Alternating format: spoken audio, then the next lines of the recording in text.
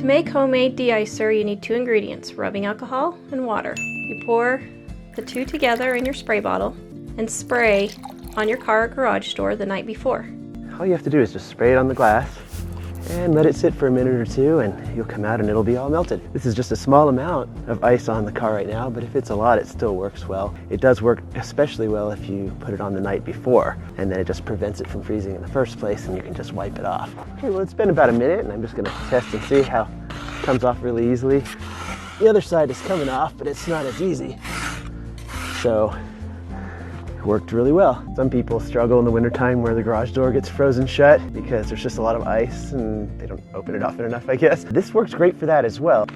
You'd want to have the garage door open a little bit. You just spray it on this seal at the bottom, and that will prevent it from freezing. You can also spray some on if it's frozen shut, but you'll need to spray a lot more just because once it gets frozen shut, there's a large volume of ice.